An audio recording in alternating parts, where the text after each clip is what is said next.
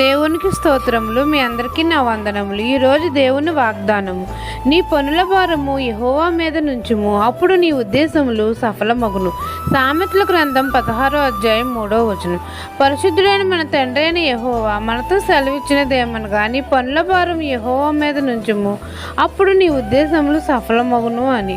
మన తండ్రి అయిన యెహోవా మన ఆత్మలను పరిశోధిస్తున్నాడు. కాబట్టి మనము జ్ఞానము, వివేకము కలిగి, చక్కని ప్రవర్తన కలిగి దేవుని మాట విని నడుచుకోవాలి.